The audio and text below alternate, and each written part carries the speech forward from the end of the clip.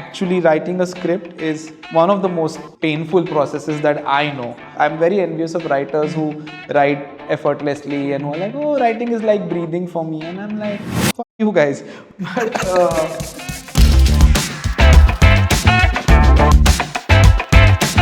I know there are people who shit on these expensive fine dining things. I love all of it. Every time the thing would come out, I'd be like, wow, you've made ice cream out of khandvi? Bring it on. I love this shit. Come on. Another good test for couples is a game called Overcooked. Lots of orders are coming in, you're in a kitchen and there are many things to do and you end up fighting quite a lot. That's a game I want to play for sure. But you need a partner, Hindol. Moving on.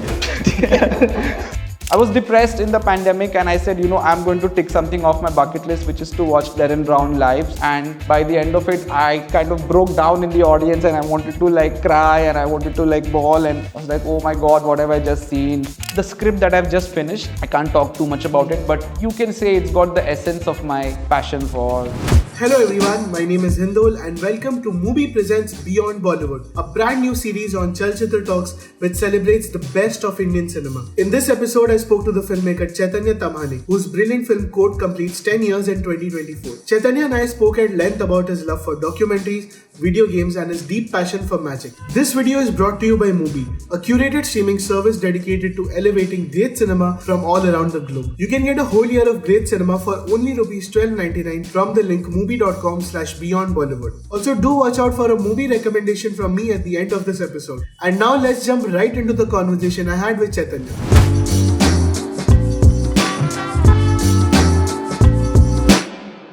Hi Chaitanya, welcome to Chalchitra Talks. How are you feeling today? I'm feeling good. I'm excited to talk to you because I know you as the research intern on The Disciple from many years ago when you were still in college, and now you've become a YouTube celebrity. So celebrity is an overstatement. I'm excited and I've been in talks with Chalchitra Talks for the last 4 years to do something, and finally I'm here and I'm very happy. For those who don't know, The Disciple is the first film I ever worked on, and it was with Chaitanya, and it was a very fun experience. So yeah, thank you for making me a part of it. So आज हम movies की तो बात करेंगे, and you have a lot of varied interests. So there is one particular thing that you are very passionate about, and not a lot of people know about it, which is magic. Mm-hmm. So I have a riddle for you, and it's basically a real life incident that happened in India, and I think it was PC Sarkar Jr. who solved this riddle. So I'll tell it to you as a riddle, and let's see if you have a solution for it. There was a guy who claimed that he had a secret recipe जिससे वो petrol बना सकता है. Okay. So he would put a secret blend of herbs and everything in boiling water. एक बड़ी सी कढ़ाई थी, उसमें वो boiling water herbs वो डालता था.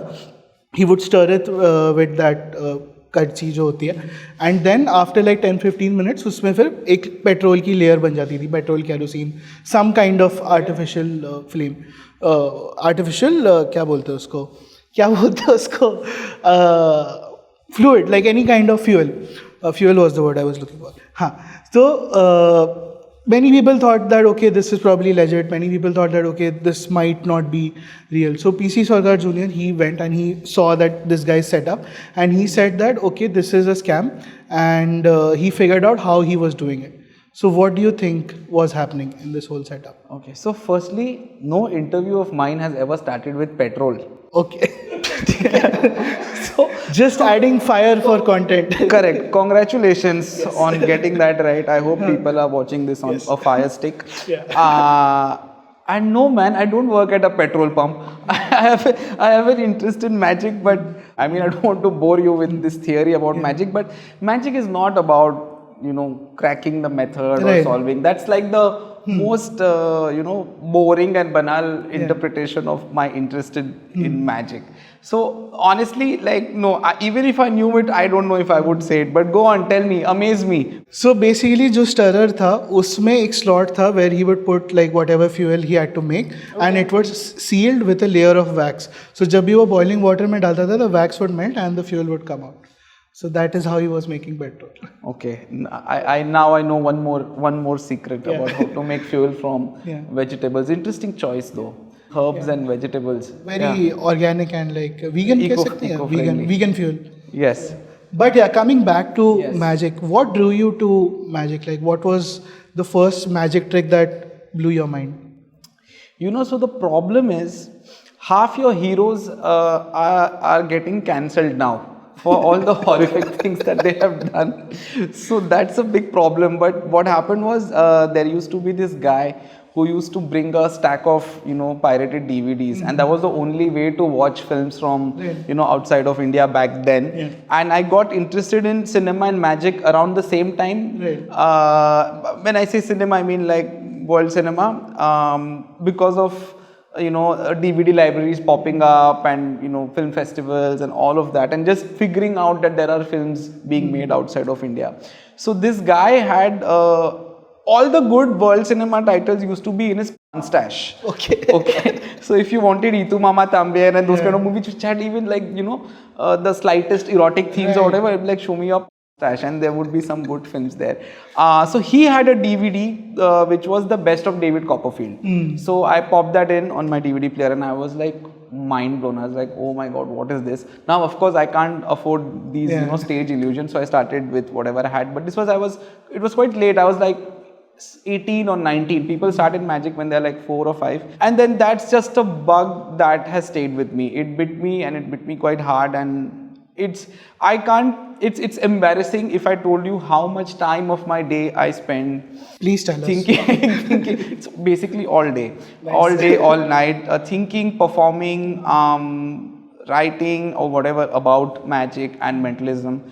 I mean, last month I was in a town called Banyoles, which is 2-3 hours away from Barcelona, for like a super intimate gathering of magicians at a festival called Trobam, and it was the most amazing, most magical 2 days, 3 days of my life. Every time I finished a shoot of a film, I have gone to a magic convention immediately to kind of decompress. Before Banyoles, I was at Edinburgh to attend the Fringe, and again I was watching so many magic shows, mentalism shows. I've been performing actually also for the last few years, so it's kind of a little bit irrational as to how much time and energy I spend pursuing this interest, even as opposed to say cinema. I'm very passionate about it. I'm very passionate also about whoever I encounter in that context of a performance, to change their perception of what magic is, because again in India the perception of magic is quite trivialized, that it's something for kids, or it's like, oh, it's tricks, like the way you started this conversation about magic with with the idea of a secret being cracked, or a riddle. There is a very famous quote which is that we don't keep secrets from you, we keep the secrets for you. And again it's a thing that you have to experience. No video, no reel, no DVD can do justice to the live experience of magic. And yes, it does also influence and inspire my filmmaking in many ways. And actually the script that I've just finished, I can't talk too much about it, but you can say it's got the essence of my passion for magic and mentalism. But yeah. तो यहाँ हम लोग exclusive update वाला वो ticker वगैरह डाल देंगे. It's too early to talk about it, but yes. But so who are some of the magicians whom you actively follow and look up to? I mean, there are quite a few. I don't know if some of them are easily accessible online or whatever, but I'll tell you like a moment or an experience that really like changed things for me. And so I was on the jury at Venice in 2016 or 2015, I don't remember. From there I went to Rimini, which was Fellini's hometown, again in Italy. And what was happening in Rimini was this magic competition called FISM. FISM is like the magic Olympics. It happens every 4 or 5 years, and there's a competition, but there are also lectures and performances. And the greatest living close-up magician, his name is Juan Tamariz, Juan, Juan Tamariz, who performs close-up magic, right? And I'd always to cut you. Yes. What is close-up magic? Close-up magic is magic that happens up close. One is stage magic, which you see on a stage, and close-up magic is things with everyday objects and cards and coins and things like that. So I'd always heard that Juan Tamariz is amazing, but I'd seen his videos and it didn't really like do anything for me. Like even if you were to go today and watch his videos on YouTube, it'd be like, yeah, okay, it's fine, but I don't understand the hype. But I'd always heard that you need to see him live. And so that happened at Rimini, where at midnight he came out with his like deck of cards, and all these magic nerds followed him, like, you know, you follow the Pied Piper. And on a table in a small little room, people gathered around him, and he started doing his magic. And I'd been doing magic then for like, say, I don't know, 10 years. And I had no idea what he was doing. Like, my brain stopped working. I started questioning reality. I was like, what is happening right now? Like, is this for real? Like, what is this guy doing? It's like, I don't understand the ABC of anything that I have learned so far. And that experience of watching Van Tamaris perform live and intimate really, really made me understand what the magical experience can be, and that caused a real shift. And again, one of his students, Dani Da Ortiz, again, very famous Spanish magician, close-up magician, he's one's student. I saw him perform some things live, and it was just absolutely mind-blowing. Apart from that, there are quite a few. I mean, Darren Brown is the greatest mentalist on earth. I was depressed in the pandemic, and I said, you know, I'm going to tick something off my bucket list, which is to watch Darren Brown live. So I traveled all the way to Salford Keys in Manchester to see his live show because he was touring. And by the end of it, I kind of broke down in the audience, and I wanted to like cry, and I wanted to like bawl, and I was like, oh my God, what have I just seen? My God, I'm getting goosebumps just talking about it. That show's now been released online because they filmed it. I think it's called Showman. But all his shows, like his theatre shows, are incredible. And again, you have to see it live because every show is different, and magic has to be experienced live. Derek Delgaudio, again, traveled to New York to watch his show called In and of Itself, which is again something that I would recommend that you watch the filmed version of. Frank Oz has directed it. I saw it in New York, and it was a transcendental experience. I was like, I did not ever comprehend or fathom that magic can be this or can be done at this level.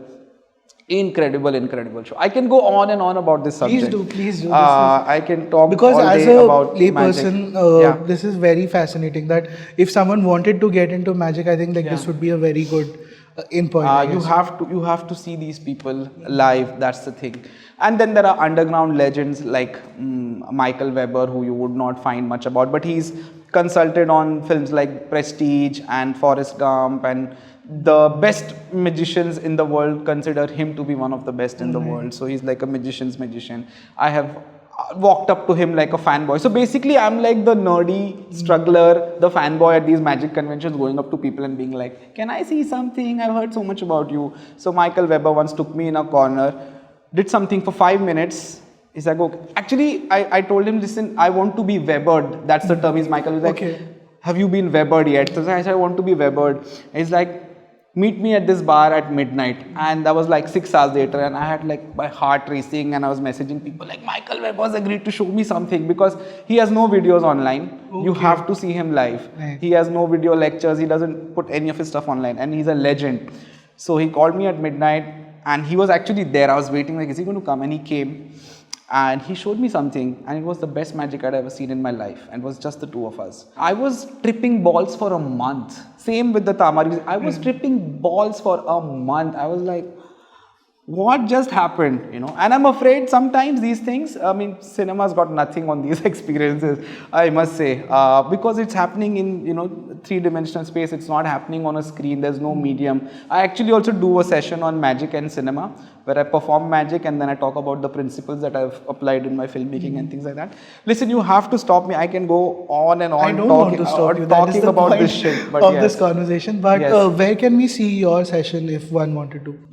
Again, it's not advertised online. So and I've done it at like various places. But I'm not on social media. I'm not big on promoting things online. So you will have to. I guess you'll have to find out somehow.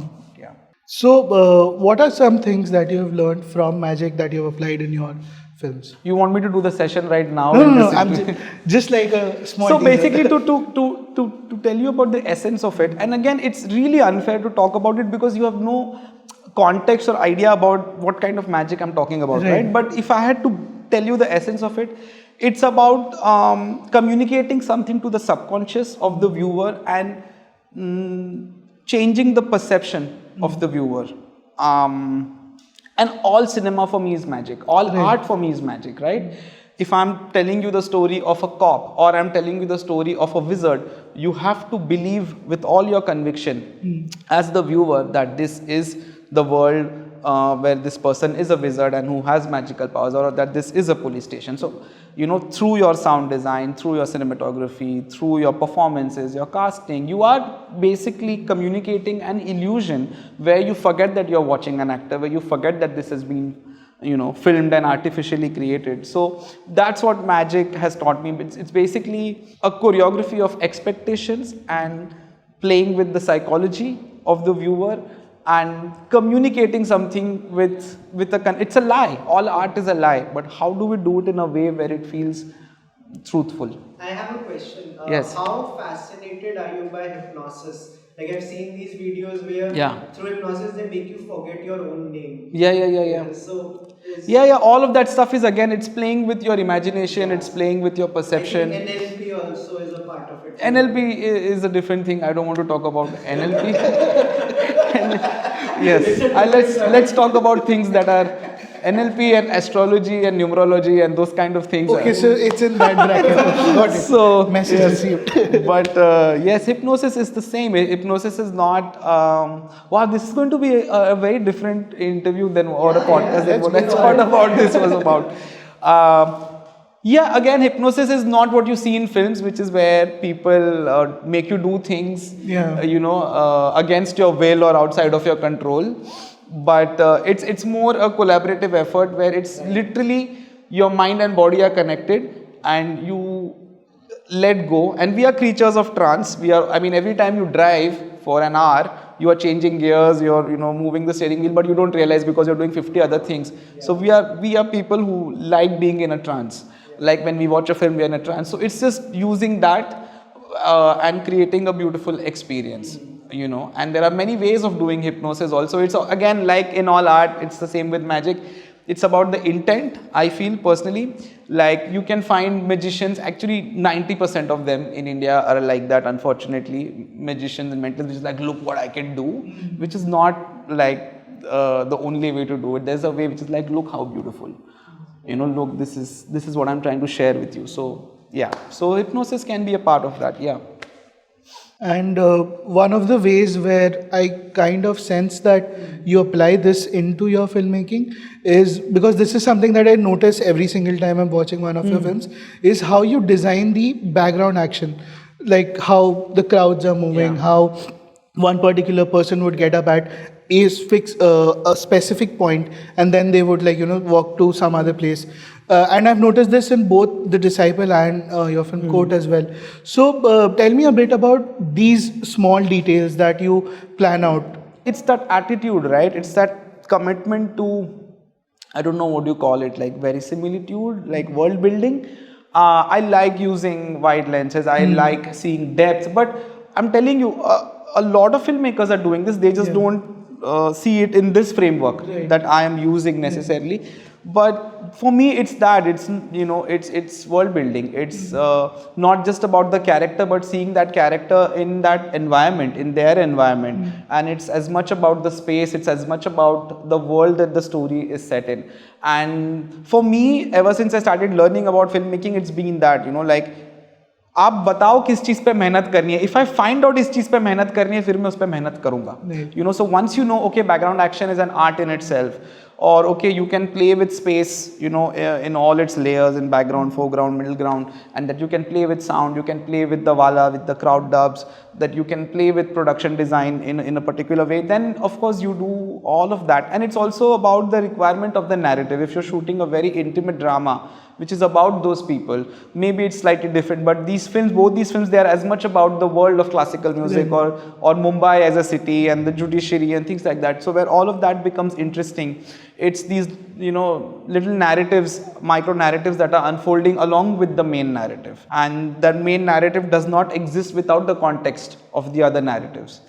So that's what it's about, and then you take it to a very different, like surrealist kind of space in your short film, Six Strands. Yeah. So again, if anyone has not seen it, you can watch it on YouTube. Great short. On MUBI. It's on And MUBI. on This is MUBI as sponsored by well. MUBI. Why Yes. are you saying YouTube? YouTube is the Don't watch it pirated on version. YouTube. Yes. Watch it on MUBI. Watch it on MUBI, please. Yeah, and because I just saw it this morning as well, I really want to know what like kind of drew you to that particular subject, because if like done in a very like routine way, it's a very typical story that okay, there is an oppressor, there is an oppressed section of society, and you know where this is going. But it was a very unique take where you kind of are feeling for the oppressor as well, you're feeling for the oppressed as well. So talk to me about that particular short film as well.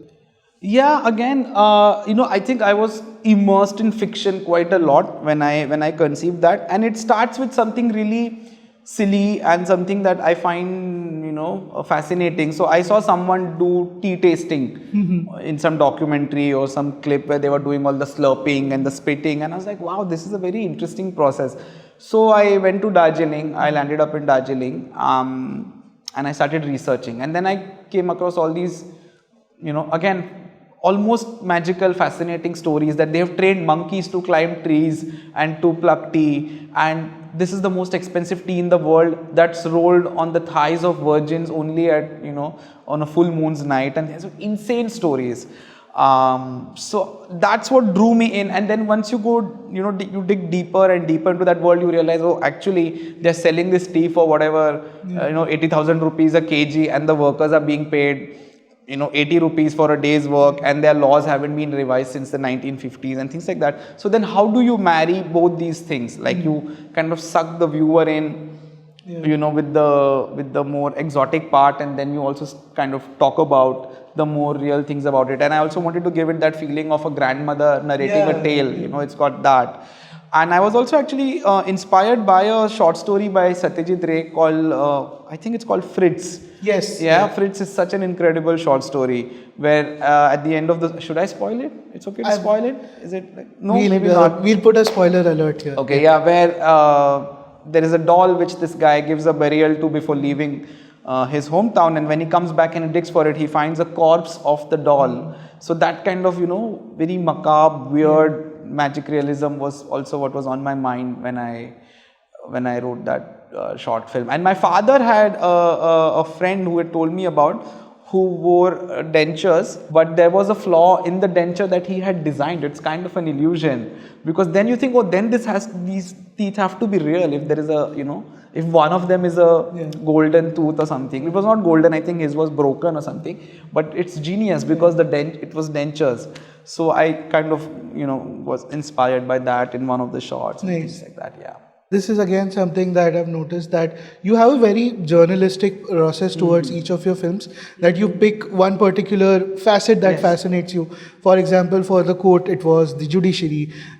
In The Disciple, you had anecdotes which kind of pushed you towards, discovering classical music. So in this process, you also watch a lot of documentaries, I'm assuming. So is that a genre that like kind of fascinates you, and like what are some documentaries you would like to recommend? Yeah, I like documentaries more than I like fiction films. I mean, of course, I love fiction films, but yeah, documentaries, and again, especially documentaries set in India or Indian documentaries, really excited me when I was, working on these films, and even generally just as a cinephile, because it's a way to, travel back in time and to see how things were back in the day. And we are not very good at documentation, so it becomes precious material. And again, now we have a lot of access to a lot of films, but say 15 years ago, 10 years ago, it wasn't the case. You really had to hunt for some of these films. I mean, now we are living in a time where it's not so much about access to information, it's about curation of information, because there's so much out there. But yes, documentaries that I would like to recommend, so many. I mean, let's start with some India-based documentaries. Or I actually put out a list on Film Companion. I'm sure you've seen it. But yeah, so Nilita Vachani is a documentary filmmaker who I think is a hidden gem of India. She made a documentary called Sabzi Mandi Ke Heere. Really, really fascinating documentary. She has a film called When Mother goes away for Christmas or comes for Christmas. Again, really interesting film. Her brother Lalit Vachani has made my favorite Indian docu short. It's called Boy in the Branch. Really, really good. It's finally on YouTube, so do watch that. My favorite India-based documentary, which I've seen 3, 4, 5 times and I've made all of my friends watch it, is called Dr. Nagesh. It's by a Dutch duo. Really, really beautiful. It's 50 minutes. And my editor of Court, Rikhav Desai, recommended it to me because I was like, tell me about docus that I should watch. And that film changed me. It's really, really beautiful. Then there is Boatman by Gianfranco Rossi, who then became like a, legend. But I think this was his first film, shot in Banaras. And really, really beautiful. Then, then there are some which, some people would know very well because they were very lauded and acclaimed back in the day. But Kamla Bai, I really like a documentary. Then there is an Australian ethnographer, David McDougall, who did a whole series at the Doon School. So it's known as the Doon School Chronicles. And there are quite a few films in that series. And it's very voyeuristic actually to watch the proceedings of a school which is modeled after the Eton, of the UK. So that's a docu-series that I find very, very fascinating.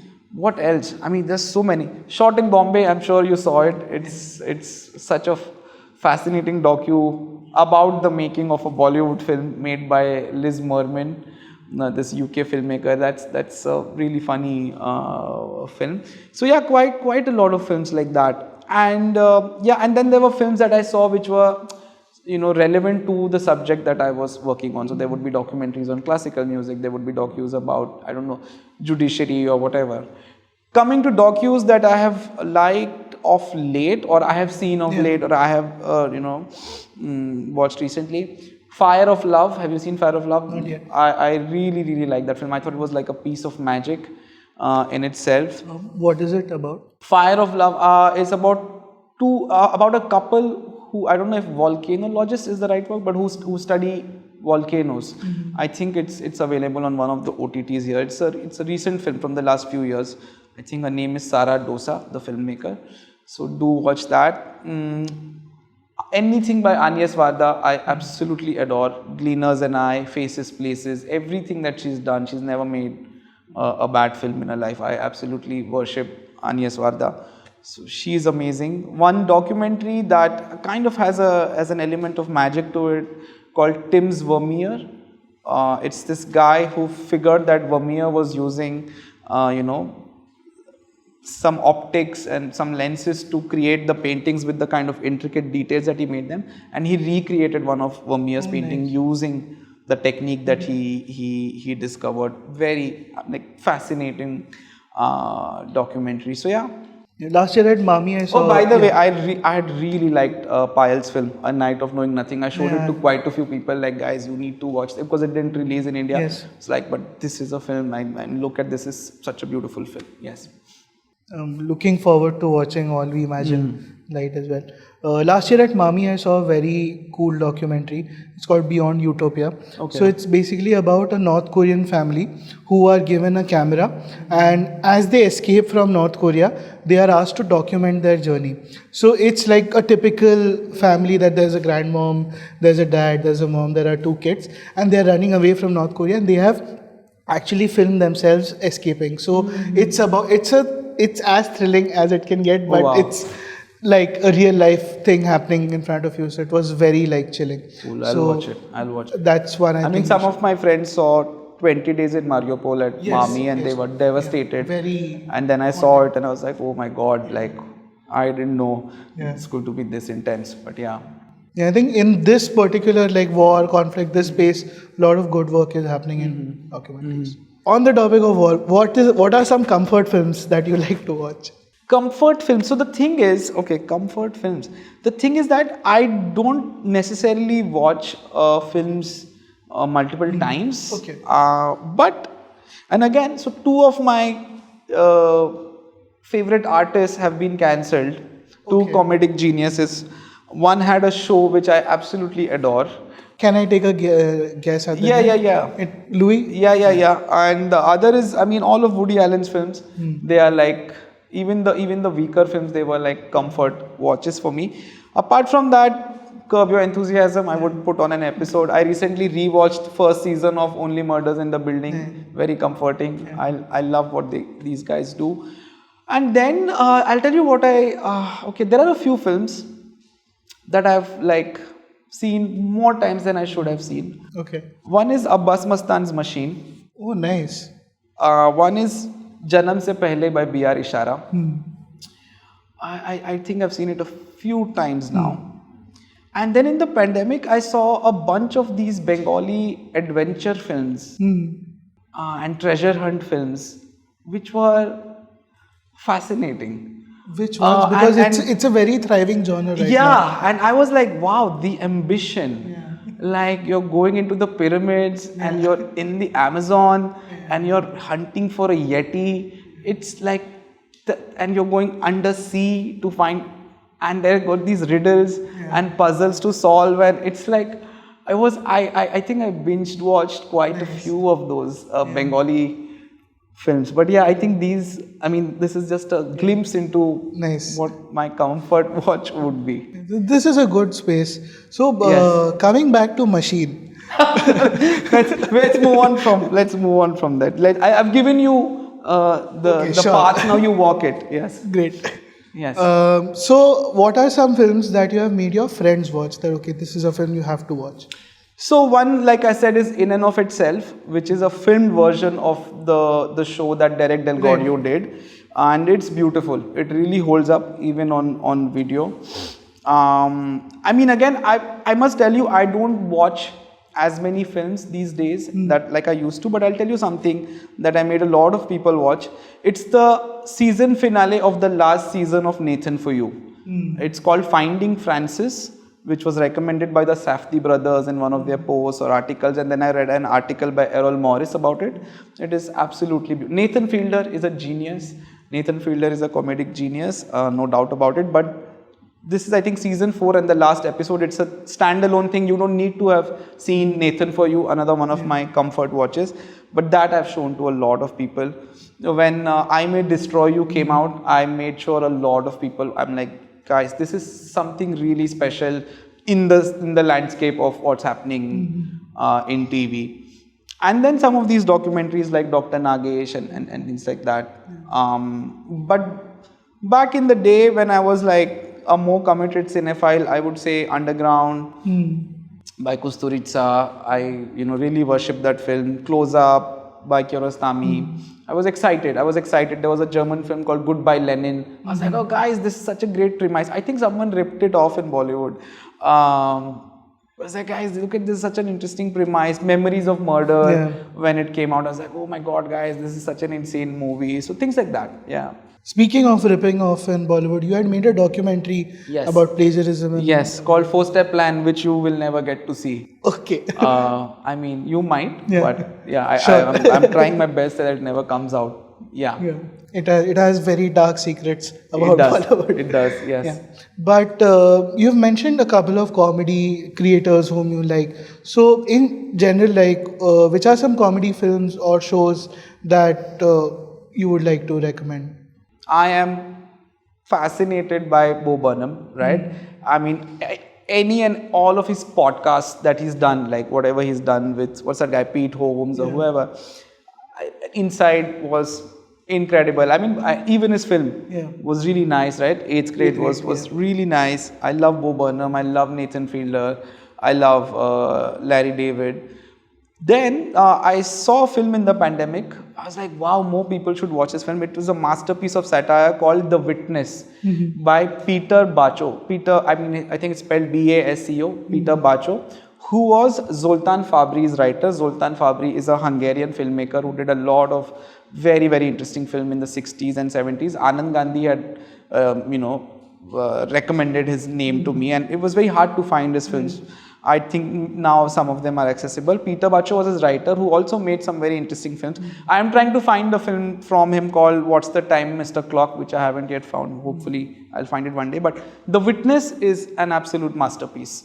So that and it's in that space of being a comedy. Eastern European film that was Hungarian film that was banned for like 20 years, and then they premiered it at Cannes. in the 80s, even though it was made in the 60s. So yeah, and who else? I really liked the first season of Killing Eve, even though it's not like a comedy, but it's got so much humor in it and things like that. Buster Keaton, like all-time great, like, you know, absolutely adore Buster Keaton and Chaplin. I don't know if you would call him a comedy creator because he's more a philosopher, a poet, but Roy Anderson has been a very, very big influence on me in my filmmaking and, you know, in my overall journey as a filmmaker. Absolutely adore Roy Anderson. Are there any stand-up comedians whom you follow? I'll tell you what, at the Fringe recently, I saw some really good stand-up acts. Or like comedy acts. Natalie Palamides had a show called Weir, W-E-E-R. She also has a special on Netflix. Crazy. This Weir was absolutely insane. I saw a person called Ruben K. Jaw-dropping. It's like a force of nature. It was like the experience I had when I saw the pyramids for the first time. Ruben K has something called as the K-hole, and another an hour called Ruben K Live and Intimidating. Both were at the Fringe. Mind-blowing. And again, you have to see these things live, and it was insane. Then I saw a guy called Jordan Brooks who had a show called Fontanelle. The whole show was about, in a way, about the Titanic and the sinking of the Titanic, and he tied it with fragile masculinity. It was crazy, like what he was doing. So yeah, saw a bunch of really Josh Clans. There was some really Lou Wall. Saw some really interesting acts at the Fringe this year. And apart from that, I watch all the usual suspects. Jared Carmichael, I love what he does with all his specials, you know, so beautiful. What was that one called? His name, Rothaniel. Such a beautiful special directed by Bo Burnham. He also had a reality show recently. Jared Carmichael had a reality show that he did was his version of a reality show, which is quite interesting actually. So yeah. And any comedians in India whom you follow? Any comedians in India that I follow? There is a guy who I would recommend you watch live. His name is Masoom Rajwani. Go and watch him live. Nice. Find Masoom Rajwani and watch his shows when you can. But go watch him live. Yes. Even in your films, there is always a very subtle layer of humor, which some people might find too subtle, but like it's always interesting. Yeah, for me, they are comedies only, but yeah, people find it subtle. Yeah. Yeah. One of my favorite moments is in the court where the activist, he sings a very like fiery song which no one reacts to, and then there are a bunch of kids who come on the stage and start dancing to an item song, and I laughed out loud in the theater and people were looking at me. Really? Yeah. But saw it with the wrong crowd. Yeah. Yes. Are you going to keep calling it the Court throughout the interview now? Sorry, it's called Court. It completes 10 years this year. Yes. And since its premiere, at Venice. So yeah, and it's also one of the most recommended films on Chalchitra Talks by us and the guests. Yes. Thank you guys. In fact, when we had Peter Gould on the channel, who is the co-creator of Better Call Saul and Breaking Bad, he asked for films that we would like to recommend from India. So Vaibhav recommended Court. Thank you so much. Peter Gould. So there is a chance that he might have seen more. But yeah, anyway, coming back to my question, there is always a layer of irony which I find very fascinating in Court and The Disciple, where even in The Disciple, where Sharad is watching the Indian Idol performances, those bits I find really fascinating. Yeah. So, do you have like a fascination for irony in general, or is it just like, okay, the material lent itself to I wouldn't necessarily define it as irony as a creator when I'm writing it, but yeah, for me, Disciple is a horror comedy. Okay. Court is also like, in a space where there are a lot of bizarre things happening actually, and a lot of it for me is again based on juxtaposition in both these films.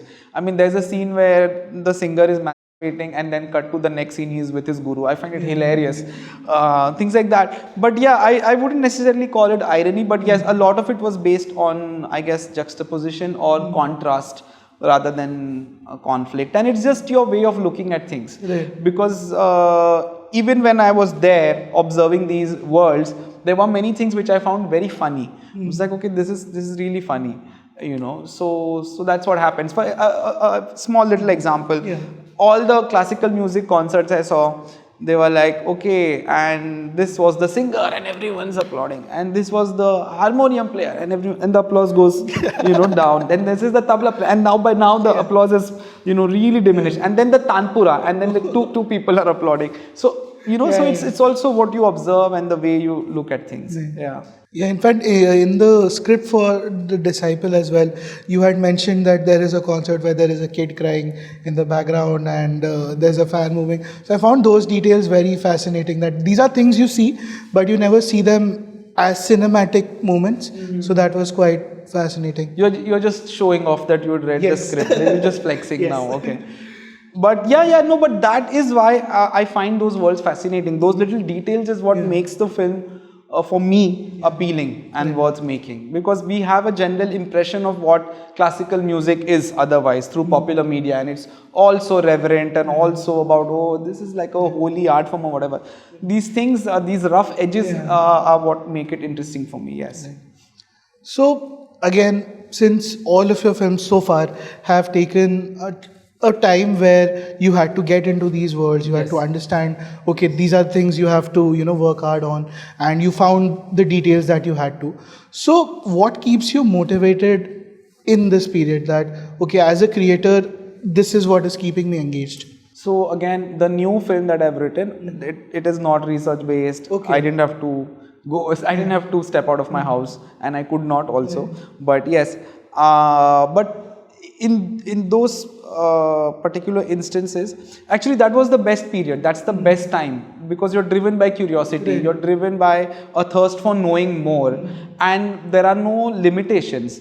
There is no tyranny of structure at that point. There's no tyranny of a screenplay, which is a very, very specific art form and has a very specific architecture. So you are just landing up, at places, you're making new friends, you're talking to people, you're interviewing people who know a lot more than you about that subject. So that is actually the best time. You don't need too much motivation, except for just an intense interest or fascination into that subject. The hard part is when you have to start eliminating from all your research. The hard part is when you need to start committing, when you need to start putting it all into the screenplay form. That is the hard part. Apart from that, it was just interest in knowing something that I didn't know anything about, but I found a certain calling or a certain pull towards. So do you find writing to be an enjoyable process? Not at all. Not at all. Writing is absolutely not a joyful process, and especially screenwriting. Other kind of writing, I mean, free writing and just note making and all those things are fun, but actually writing a script is one of the most painful processes that I know, and I can't live without it. I have to write. I mean, just writing in general, I can't live without it, but I do not enjoy it. I wish I could enjoy it. I'm very envious of writers who write effortlessly and who are like, oh, writing is like breathing for me. And I'm like, you guys. But it's really, I shed tears of blood. I've said this many times. I shed tears of blood, and I'm staring at walls and banging my head against walls, and I, go into my mother's lap and I cry. Not literally, but almost there, where I'm like, why did I ever agree to do this? Why did I take up on this? I'm not a writer, and I should give up. And that's 2 years of being locked up in a room and thinking like that, and not writing and procrastinating and finding every reason to not write. That's when I will start playing video games. I'll take up a new hobby like cooking or like something, and do everything but to write. Then the actual writing happens when you're so frustrated where you can't take it anymore physically, and then that happens, and that hardly takes any time. That takes like a month or two. On the topic of procrastination, I saw a very good film, and it's called The Book of Solutions. So it was Michel Gondry. Yes, Michel Gondry. So it was one of my most favorite films of last year. Okay. So it's basically about a filmmaker who has shot like almost 70% of his film, and the studio decides to shut his film down. So the day it's happening, what he does is he walks to his edit room, he takes his material and runs away with it. He kidnaps his editor, and he tells her that we'll go to my village house and you can finish the film here. So then the editor lays down the first cut. Now the thing is, the filmmaker knows that ये अच्छी film नहीं बनी है. So the entire film is about him procrastinating to watch his own film. So it's about all the things he comes up with to not watch his own film. So it's very fascinating, and I found it very relatable, because when you know that okay, you've made something but it's not as good, so this is an emotion I've never seen in film. So it was very fascinating. So I think as a procrastinator, you might find it interesting. Right. I mean, I did write. You eventually did. Eventually did get some things made, but yes. What do you do? I procrastinate a lot more than I work, for sure. Yes. So what do you do to like get out of a creative block? To get out of a creative block, I don't think that it's necessarily a creative block. I don't think a creative block exists really. It's more a fear of failure.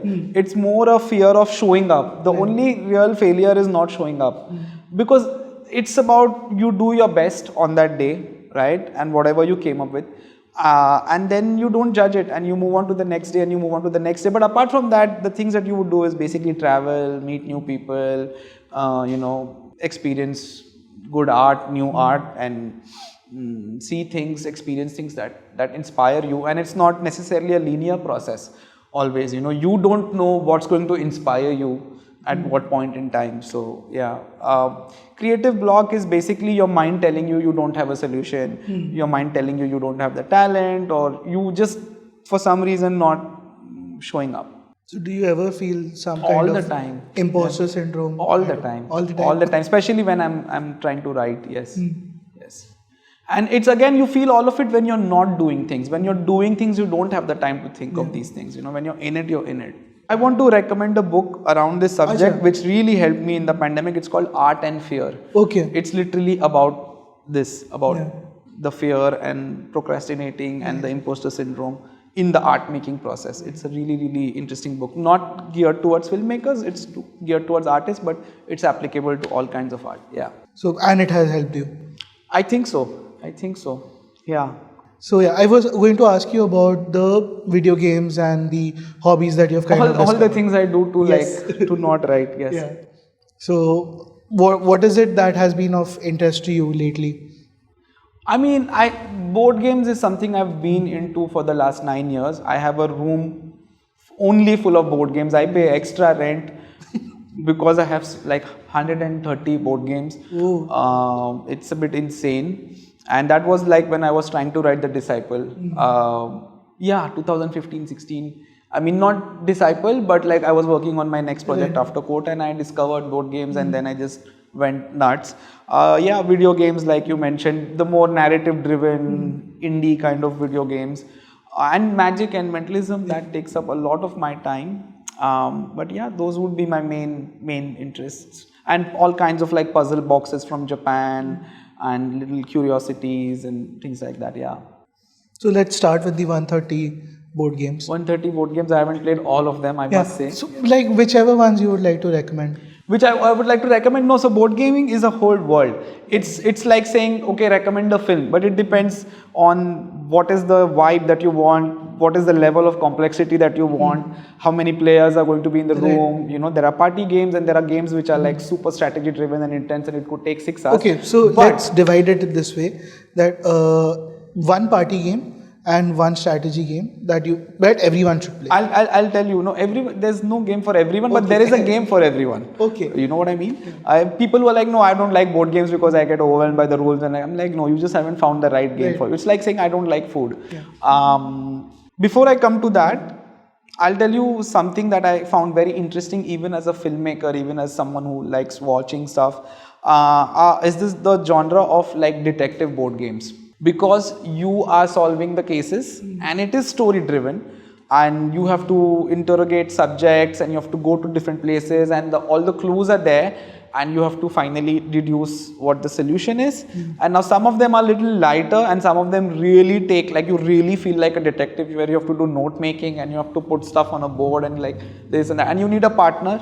So I hope you have someone to play these. You can't play them all. I mean, you can, but it'll be we'll also take single player game recommendations, but okay. I was going to say I got that vibe. But yeah, so the detective games, there's one called Chronicles of Crime, where you have to basically scan QR codes. So it's like it uses your mobile phone and like physical components. There's a game called Detective, a modern board game, which is also quite cool, where there's a database online and there's physical components.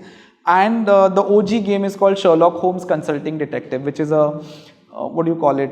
Make your own adventure or play your own adventure. I forget what the name is, but it's all in a book, but really like dramatic cases and like inspired from literature and films. And so those games, the thing is, it's active participation. It's not the same as watching a film where you are watching something unfold. You are literally in the driver's seat. Right. You are the one who's solving it. And if you take it as seriously as I do, like a nerd, then it's really quite engaging. And when that moment happens, when you solve the case, or oh shit, why did I miss it, or what happened, it's quite an interesting experience. The last really fun party game that I played is Wavelength. Which has become very popular, but I was like, this sounds really silly, but when we played it, it was a riot. But the two party games that I always introduce new players to, one is called Mysterium, which is a classic, really good game, again around murder and suspects and things like that.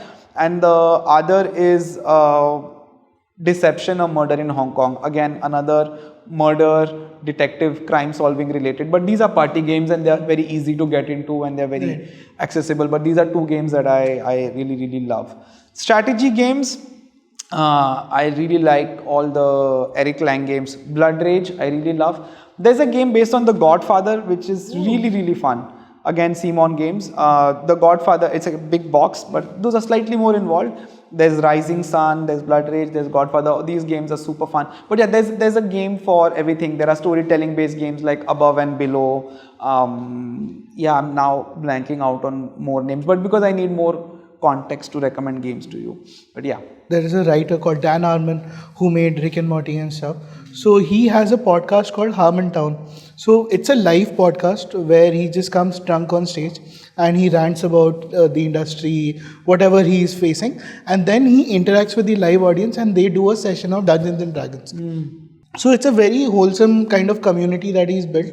That it's like a very small group of people who show up for all his events, and they play Dungeons and Dragons. Now, there people have kind of become like, okay, I play this character. So they have kind of found an identity. Yes. So it's very like interesting. So Dungeons and Dragons is something that I'm trying to get into. Right. And what about chess? My father was super into chess, and he really tried to induct me into that thing, and I had like a coach. I really tried as a child, but I'm terrible at it. I'm spatially challenged. So no, I mean I play chess, I can play chess, I know the rules and I know the basic strategies, but not very good at it. Yeah. Also for the single people out there, single player games. Oh wow, I have to recommend games to single people for single. This is a 1 million views reel. Not the right person for it. Well, single player games. There is a game called Seventh Continent, which is nice. There are lots of games that you can play, I think, as a single player, but I'm not. All these detective games that I mentioned, if you're really just by yourself, you can play them. But I think it's better if you have. Or if you have a split personality. Or if you have a split personality, you're arguing with yourself. Yeah, like technically you can also play chess with just yourself. I'll think of more. I think there's a game, because I just want to be sure that you can check. There's a game called Friday. Just type Friday board game. I think it's called Friday. Then there's a game called Robinson Crusoe, which is very intense. Yes, Friday is there, right? It's like some jungle theme. Yes. So Friday is a good solo game.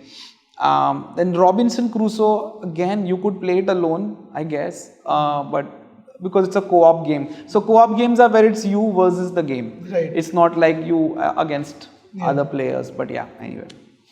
And now let's come to video games. Video games, So you are more fascinated by narrative-based video games. So what are some games that you've liked in this? Yeah, so there are quite a few like narrative-driven indie video games, because again, people understand video games as shooting zombies and killing people, or these like mindless games. But there are some really beautiful games. My favorite has to be What Remains of Edith Finch. It's the only time I've seen a game which is like, elevated to the level of almost literature. Such a beautiful game. Then there is a game called Firewatch. There is Firewatch is beautiful. Kentucky Route Zero. Recently I played Stray, where you're a cat. There are these games which actually deal with more mature themes of loneliness and existentialism or failed relationships or identity that you would not expect from video games. I also got into what you call FMV games, which are like full motion video games. So it's not animation, it's recorded clips of actual actors or like short live action, but it's in a game form. There's a game called Late Shift, which is like a thriller. It's got a B-movie vibe to it, but it's like an interactive movie and it's actually good, unlike some other shitty interactive movies. Then there is a FMV game called The Shape-Shifting Detective, which is again a detective game, but with actors and live locations, which is quite interesting. There is something called The Complex, which is quite interesting. Coming back to narrative games, there is a game called A Plague Tale, which I really liked, and I don't have a PS5, I have a PS4, so I'm dying to play the sequel to it, which came out I think a couple of years ago. What else? Life is Strange, all these games that I've played. Limbo, beautiful game. Inside, by the same guys, beautiful artistic game. Journey, so many games like that, and you really get to learn a lot from them. The amount of detailing that's gone into it, the kind of world building that's gone into it. Even some of the more mainstream big games, I mean Last of Us, Uncharted 4, I'm in awe of them. I'm like, wow, how many hours did you guys spend doing this? There's a game called Brothers, A Tale of Two Sons. What a genius idea. So basically the two knobs of your joystick are the two brothers. Ooh. So each, whatever you call this thing, the knob is one brother, and you are playing the journey of these two brothers, and they have to coordinate and do things together, but it's both your thumbs doing it. It's quite cool.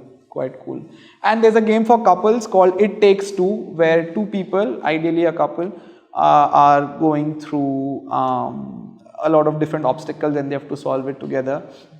It's a good way to cause a rift between couples because you do end up arguing and fighting. And another good test for couples is a game called Overcooked, if you haven't played it, where lots of orders are coming in, you're in a kitchen and there are many things to do. Somebody has to boil the pasta, somebody has to cut vegetables, somebody has to put it, and and you end up fighting quite a lot. It's like, you do this, you are supposed to do this, come on, give me more potato. It's fun. It's a video game version of the bear. Basically, yes. Nice. That's a game I want to play for sure. But you need a partner, Hindol. Moving on. Yes. So we have a small game that we would like to play with you. So it's called the Cinema Paradiso Quiz with MUBI. So what I'm going to do is I have some frames collected from different films and they have some connection with you. Okay. So they are either films that you have made or films you might have recommended somewhere. Okay. So you have to see the frame and you have to take a guess that which film this could be. Okay. And have to guess the film. Yeah. And for each correct answer you get 20 points. For each wrong answer you get another attempt at getting the correct answer. And at the end of this segment, you might win a hamper from MUBI. We'll give it to you anyway, but good. Like if you answer like everything correctly, it'll be done with a lot more respect. Yes. And I will feel that I deserved it. Okay. So this is the first frame. The first one. Oh wow. This has turned out to be tougher than I thought it would be. Already, the first frame. Man, it's like a very, it's like a frame from a Bresson film almost. No idea, man. What is this?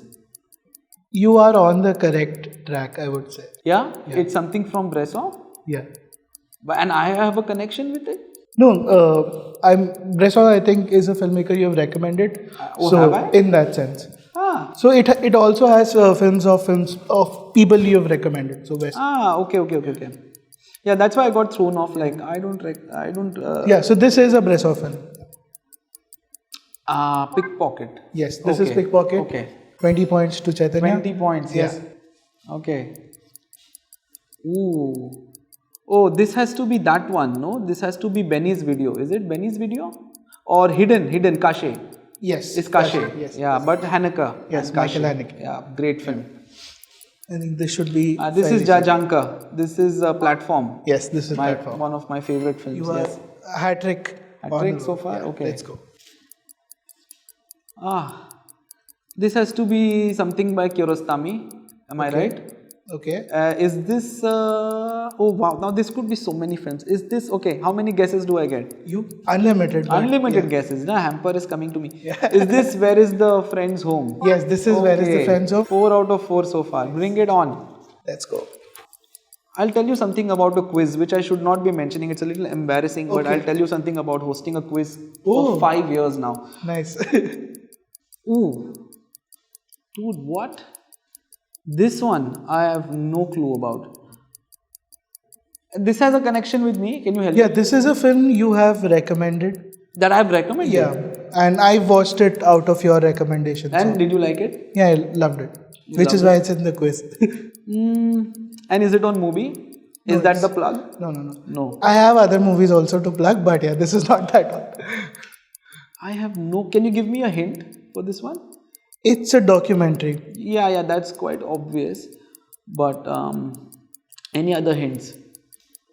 It documents the life of one particular person who had something to do with the show business. Which had something to do with show business? No idea, man. What is this? Kamla Bai, the... Oh, this is from Kamla Bai. Yeah. Okay. Yes, which I recommended Sorry, did not recognize this frame. Okay, so one question I didn't get. Okay. Okay, we will deduct something from the hamper. Yes. But yeah. Ooh. That's also quite an interesting frame. Yeah. No idea, man. This is a film you have a direct... Roma.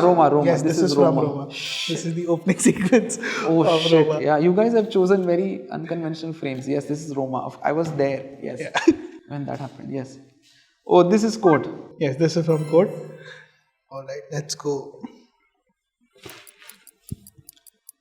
Oh man. This is a Parasite. No, this is not Parasite. This is difficult? Yeah. This is a filmmaker I discovered out of your recommendation. Okay. And then this film is also streaming on MUBI. Okay. So once he answers it, we can recommend it. Okay. Who's the filmmaker? I have no idea. Give me some continent, Asian filmmaker. Yes. No idea. What's this? Give me some more hints, then I'll get there. Is it a film I've recommended? No. No. You have recommended the filmmaker. The filmmaker. Yeah. Okay. He's from the Philippines. And I have recommended the filmmaker. Yes. Who could it be? Lav Diaz, Brillante Mendoza. Who's this? One of those two names. One of those two names. Yeah. No, but I wouldn't know. Which one is it? Yeah, so this is Grandmother by Brillante Mendoza. Lola. Yeah, the English title is Grandmother. And you can watch this on MUBI. Okay. That's there. Cool. And yeah. 6 Strands. Yeah, this is from 6 Strands.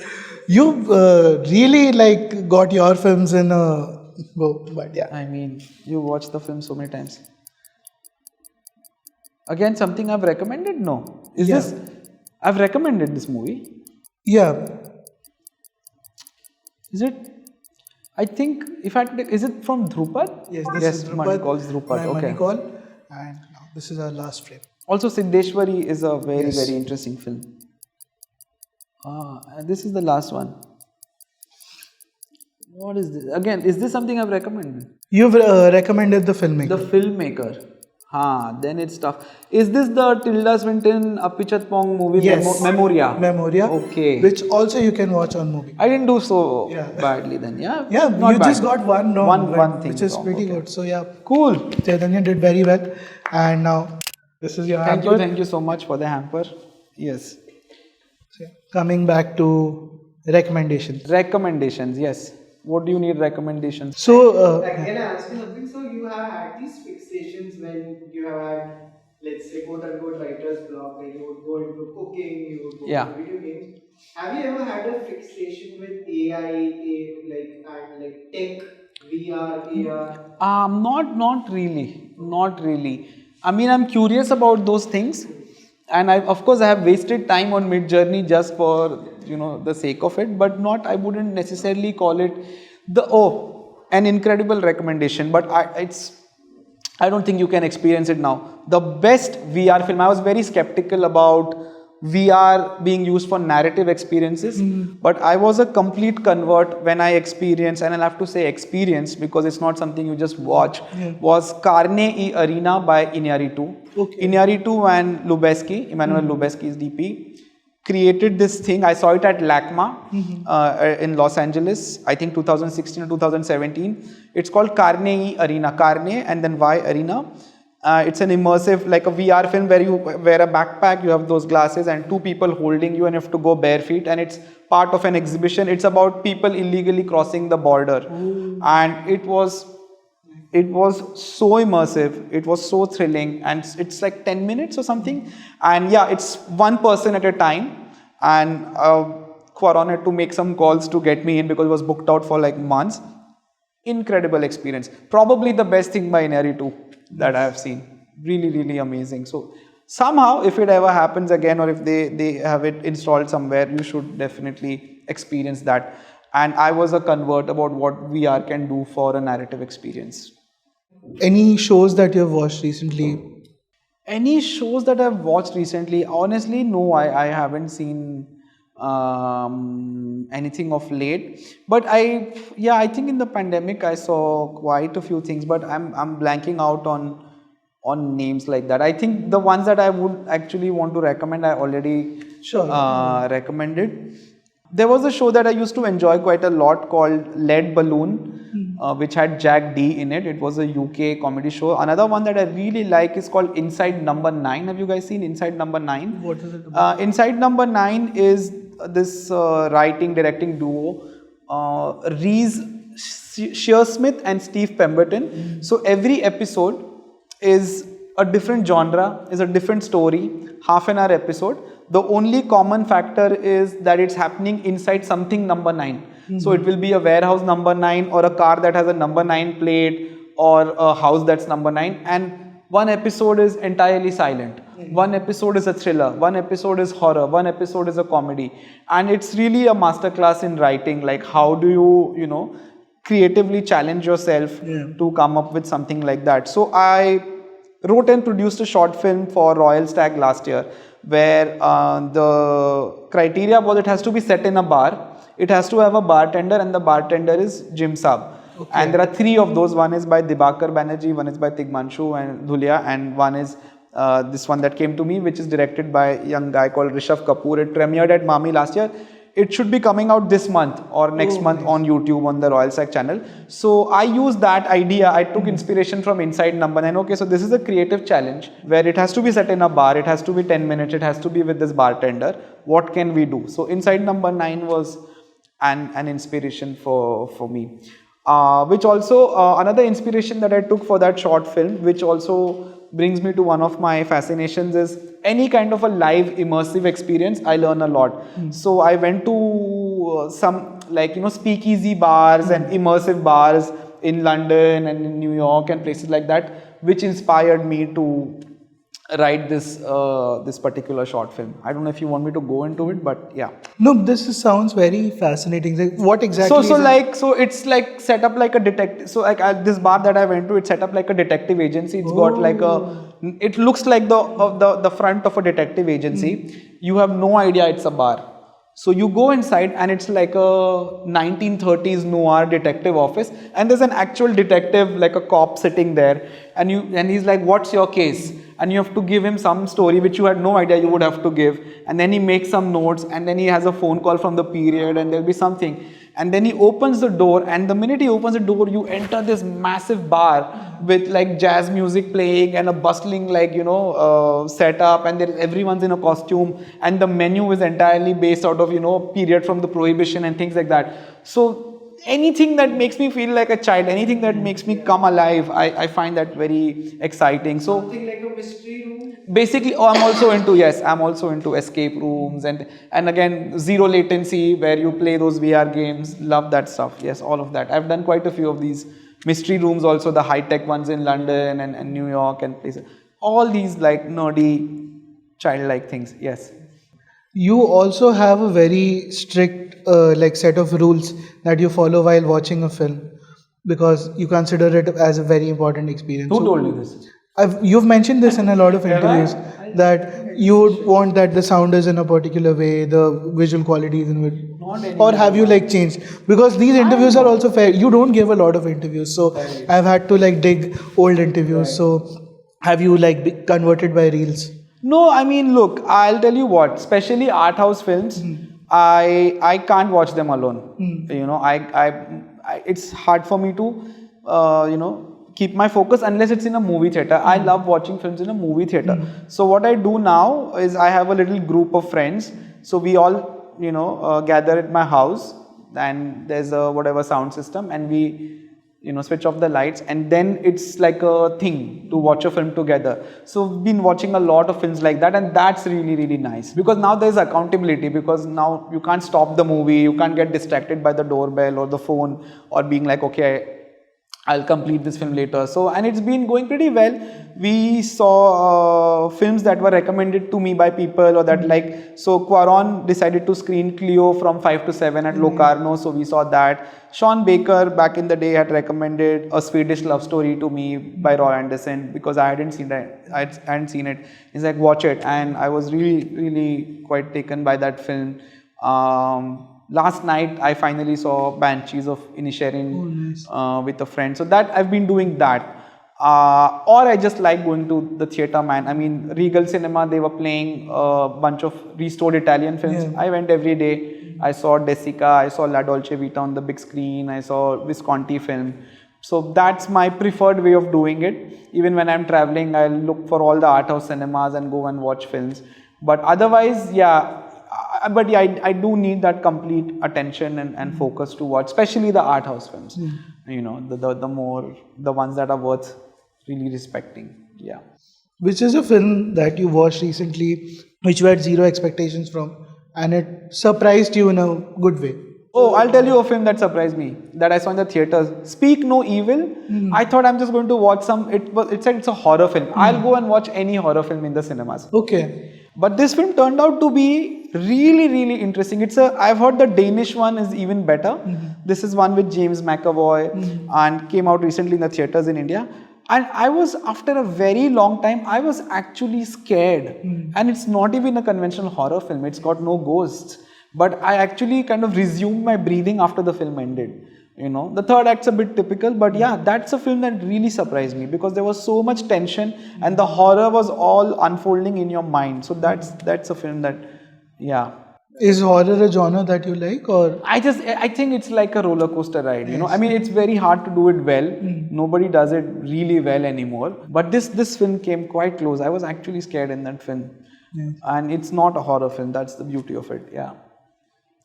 I have a question. How important is routine for you? Like, do you have daily rituals, morning rituals? And what is your favorite activity of the day? Like the part of the day that you look forward to the most? So, my routine differs from, based on the phase that I'm in. When I'm writing, I'm a little more disciplined. So when I'm leading up to writing, I wake up and the first thing I'll do is my free writing, which is to write for an hour or two without any judgment, without any rules, just writing. And then you create little rituals for yourself, to get into the actual writing phase. So when I was writing the last script that I wrote, my ritual for some strange reason was pouring a glass of soda for myself. And some writers like light up incense sticks, or they do some meditation or something. For me, it was pouring a glass of soda, because now I am, I don't have a drinking issue or anything. Just soda, right? Just soda, okay. Just soda. No, I don't have that issue. Not yet. But yeah, so that was my ritual. Otherwise, but my other ritual is basically probably just getting a dopamine hit, right? At the beginning of my day. Not healthy, I know. But it will be related to magic and mentalism. I mean, I will try to learn something new. I will try to do something new, so that my mind is like, on a rush, on a high, and then I get into the writing process with that energy, with that charge. So I will, for the first 5 hours, I'll just kind of overload myself with dopamine in whatever way possible, and then I go into the writing. But I have some superstition, so I will not leave my house I will not meet anybody. Like I can't now go and write. It has to be all very clean and pure. So I have to be at home and I have to do my thing, and then I'll get into the writing phase. Otherwise it's gone and things like that. But yeah. And how important is food and fitness in your daily regime, if at all? Food and fitness. So I've started working out for the first time in my life, in my adult life, since like for the last 1 year. And I had a realization that I never expected, which is that the journey of your body and your muscles is the same as the hero's journey. Because my trainer is like, you have to torture the muscle and that's how it grows. I'm like, that's the same as what happens with the character, and I was really struggling, and he was like, but isn't how it works with your writing that it takes you a while to get into it and then you get into the rhythm. I'm like, man, you're smart. You're good at this. All this hypertrophy business is the same as what happens in a narrative arc. So and food, I'm super into food. I'm super into like all kinds of like fine dining experiences, anything that has a element of surprise where there's a curated menu. And the first time I had one of those fine dining experiences, I was like, wow, this is a concert. This is a narrative journey that somebody has designed for me. I know there are people who shit on these expensive fine dining things. I love all of it. Where was the experience? I mean, there are so many. There's Trescent, there's Mask. No, the first time you had it. The first time in Bombay was at Trescent. Okay. And I was like, wow, you've made ice cream out of khandvi? Bring it on. I love this shit. Come on. Arugula and avocado in my pani puri or whatever. Like, I want to try all of it. Every time the thing would come out, I'd be like, wow, this is amazing. So I'm into all those things. Yeah. Recently I discovered that Indian accent has something called a blue cheese naan. Of course, I've had that. Yes. I've not had it, but I've seen like YouTube videos and stuff. And it's don't watch YouTube videos of these things. Just go there and experience it. Earn money, and then go and experience. That step I'm currently at. But people have very polarizing opinions on it. It's an acquired taste. Yeah. No, not even that. It's like ये तो रबड़ी है, ये तो हमारा जलेबी को इन लोग ने वो करके. Sit at home, eat your jalebi, be happy. I love all of these. I love my blue cheese naan, kulcha, whatever. Because, of course, it's not something I'm having every day. But the element of surprise, the element of this commitment to experimentation. Right. I mean, I remember at Mask, I had a cactus salad. And I'm like, are you out of your mind? You're serving me a salad made out of cactus? It's quite interesting. Yeah. So, I love all of these things. Okay, one dish you would recommend. You want me to experience recommend a dish? People should experience one dish at a particular restaurant which blew your mind. The thing is, all these restaurants, the menu keeps changing. But if you need a recommendation, there is a mushroom halim at Pali Bhavan is the Indian one, right? There's a mushroom halim at Pali Bhavan. Try that. It's quite something, quite special. I was like, wow, this is magic. What have they done to make this happen? I can give you many food recommendations. Please do. Anyway, no. Okay. Let's move on. It's a separate... A product for less than 10,000 rupees that helped you and that you would like to recommend. So, I mean, it's not a physical product, but one of my mentors told me when I was very young that the human memory is quite frail and it's quite unreliable. So always note down things. So the app that I've been using since 2011 is Evernote. And I have many different notebooks and all my notes are in that app. So it's 10,000 rupees probably a year, 8,000-9,000 rupees a year, but it syncs across all your devices. So any note-making device which syncs across all your devices and which gives you easy access to record audio, to store images, to store links, and to collect your ideas, I would say is a super worthwhile investment. Over 10,000 rupees, a thing that's helped me quite a lot is called the Free Write. It was known as the Hemingway. I think that's 40,000-50,000 rupees.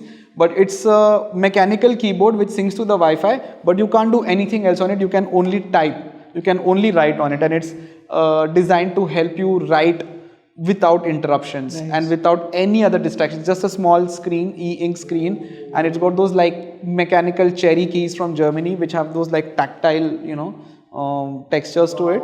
But that is something that, and it's super portable. I think it's expensive, 40-50 grand. It's almost the price of a laptop. It's super hipster. But yes, anything to not write and to convince yourself that you're writing. But it has helped me. I've had it for 6-7 years, and you can't, like the backspace is buggy, it's like you are not supposed to delete anything, you're not supposed to edit, you're literally just supposed to free write. And it was called the Hemingway. They didn't get the rights because Hemingway did that. He just write drunk and edit sober. That was his principle. So that is another thing that I would recommend if you have the money. Yeah, what's your relationship with music? Oh, I'm addicted to music. I listen to music all the time. Not, I wouldn't particularly flaunt my music taste because a lot of like Punjabi trash, a lot of like random indie songs that all my purist friends hate. They're like, what is this shit that you're listening to? But I need music all the time in my life, to occupy my conscious mind, and then my subconscious mind can do its thing that it needs to do. Yeah, what would be find in your playlist right now? What would be in my playlist right now? Man, not things that I want to necessarily share with you, but yeah. Okay. Unless You just want to take out your unless you really want to know. Okay, so there is a crazy song which I think is the whole album is insane. It's called Dream Suite in C major, SEA. Listen to that song. Then I have Floating by Khalid. Then I have, it's a great song. Listen to The Grass Grow by Sekou Keita and Catherine Finch. And then if you want to see my cardio playlist. Yeah, we want the trash playlist. So right now I'm listening to Farida Drip by Firozi and MC Square. There's Hood Life by Sambata and Riyar Saab. There is Regrets by Jevin Gill and Umair and Tala Unjum. I think that's a good glimpse into what I'm listening to right now. Yes. Have you tried making any music? Just asking. No. That's not a hobby. That maybe the next script. I've done enough films on musicians now. I think. Time to move on. Yes. Yeah. So is there anything that I didn't ask that you would like to talk about? If I had to still recommend a couple of films, which I think people know, but it's just like I would want to put my conviction behind. One is La Cienega by Lucrecia Martel. I think that's a fascinating film. And Silent Light by Carlos Regadas. I would say, please, if you haven't seen it, please watch it. I really loved Zone of Interest last year. I was quite mind blown by Zone of Interest. There is a short film by Ruben Ostlund which he made before he became famous called Incident by the Bank.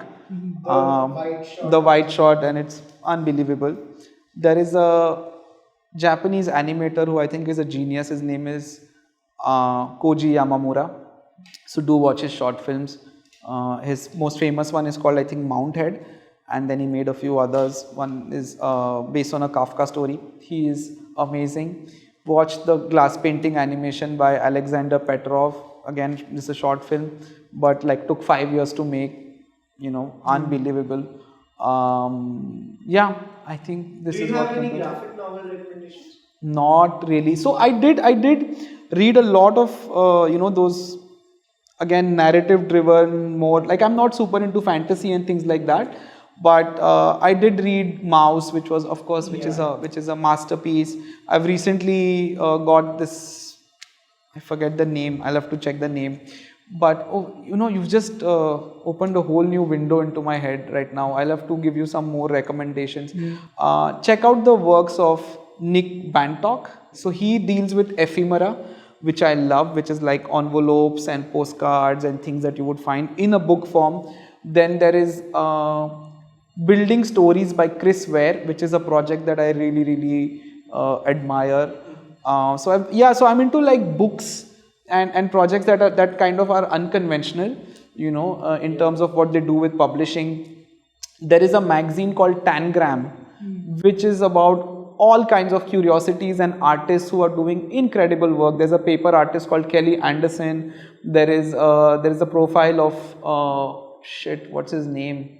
I forget his name. The guy who works with photographs. I'll tell you. It'll come to me. We'll need to Google him. So Nick Bantock is Griffin and. Yes, it's a beautiful book. Graphic novels I read the ones by Joe Sacco.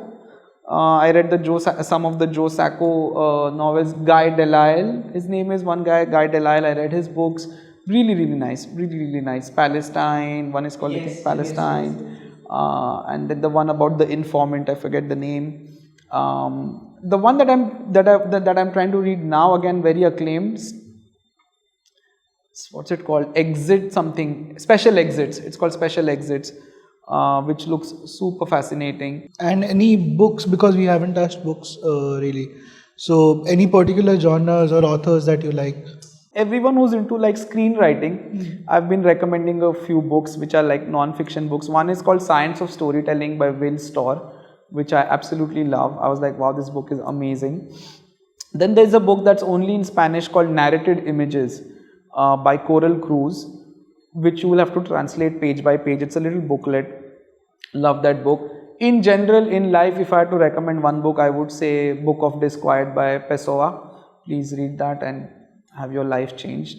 Of course, read Borges and things like that. So yeah, all the usual suspects, I guess. Will Storr also wrote another book called The Status Game, which I read last year, and that was amazing. Every time I'm struggling with writing, I read Bird by Anne Lamott to pump myself up. And another one of my storytelling, like story related books that I keep going back to is Journey into the Woods by John York. So that's a recommendation. Thank you so much, Chaitanya, for doing this.